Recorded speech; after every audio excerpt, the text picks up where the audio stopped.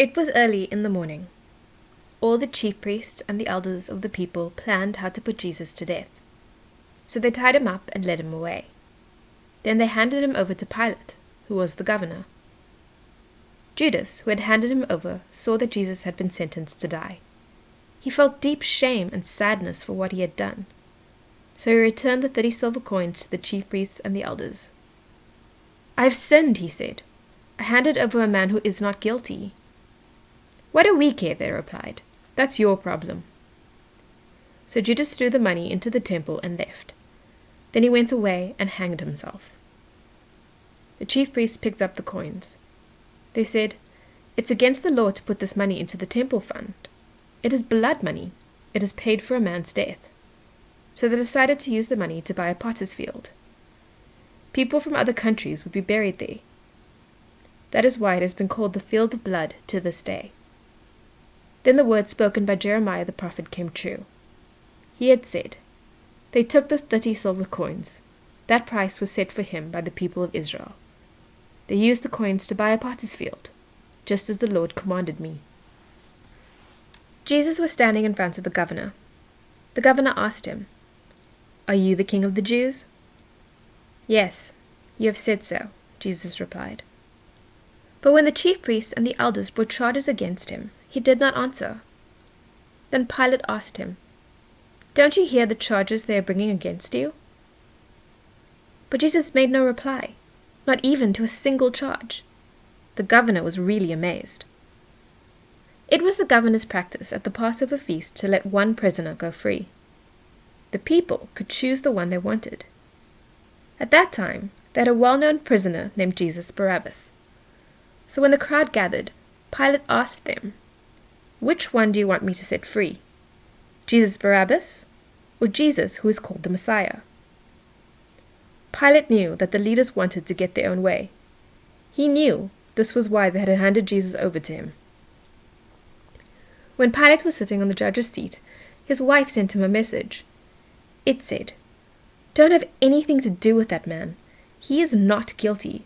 I have suffered a great deal in a dream today because of him." But the chief priests and the elders talked the crowd into asking for Barabbas and having Jesus put to death. "Which of the two do you want me to set free?" asked the governor. "Barabbas," they answered.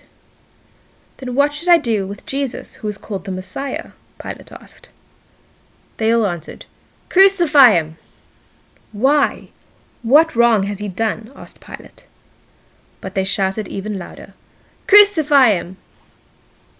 Pilate saw that he wasn't getting anywhere. Instead, the crowd was starting to get angry. So he took water and washed his hands in front of them.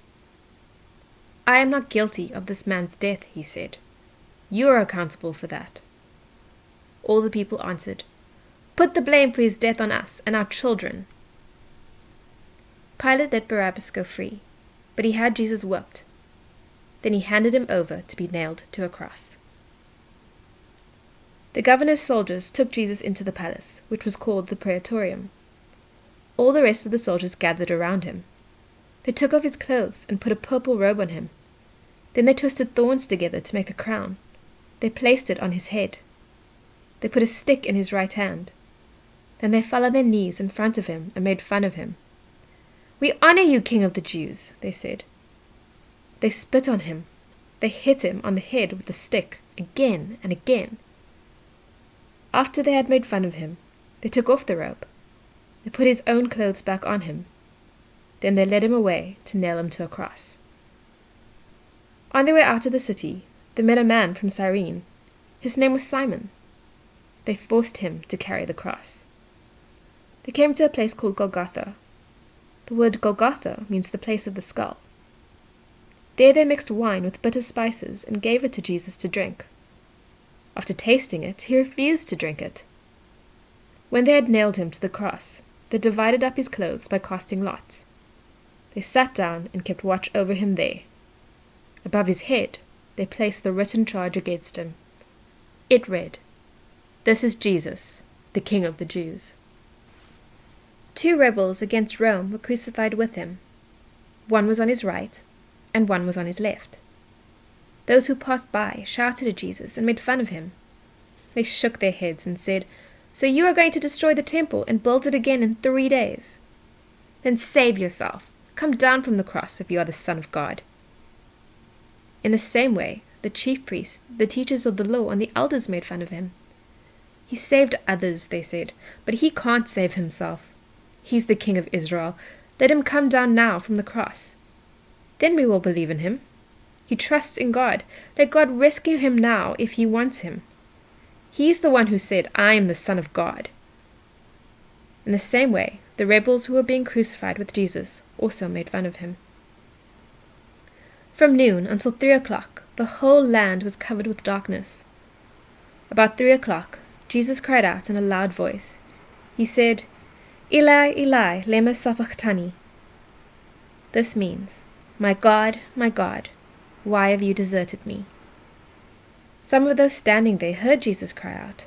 They said, "He's calling for Elijah." Right away, one of them ran and got a sponge. He filled it with wine vinegar and put it on a stick. He offered it to Jesus to drink. The rest said, "Leave him alone. Let's see if Elijah comes to save him." After Jesus cried out again in a loud voice, he died. At that moment, the temple curtain was torn in two from top to bottom. The earth shook, the rocks split, tombs broke open. The bodies of many holy people who had died were raised to life. They came out of the tombs. After Jesus was raised from the dead, they went into the holy city. There they appeared to many people. The Roman commander and those guarding Jesus saw the earthquake and all that had happened. They were terrified. They exclaimed, "He was surely the Son of God." Not very far away, many women were watching. They had followed Jesus from Galilee to take care of his needs. Mary Magdalene was among them. Mary, the mother of James and Joseph, was also there. So was the mother of Zebedee's sons. As evening approached, a rich man came from the town of Arimathea. His name was Joseph. He had become a follower of Jesus. He went to Pilate and asked for Jesus' body. Pilate ordered that it be given to him. Joseph took the body and wrapped it in a clean linen cloth. He placed it in his own new tomb that he had cut out of the rock. He rolled a big stone in front of the entrance of the tomb. Then he went away. Mary Magdalene and the other Mary were sitting there across from the tomb. The next day was the day after Preparation Day. The chief priests and the Pharisees went to Pilate. "Sir," they said, "we remember something that Elias said while he was still alive. He claimed, 'After 3 days I will rise again.' So give the order to make the tomb secure until the 3rd day. If you don't, his disciples might come and steal the body. Then they will tell the people that Jesus had been raised from the dead. This last lie will be worse than the first." "Take some guards with you," Pilate answered. "Go, make the tomb as secure as you can." So they went and made the tomb secure. They put a royal seal on the stone and placed some guards on duty.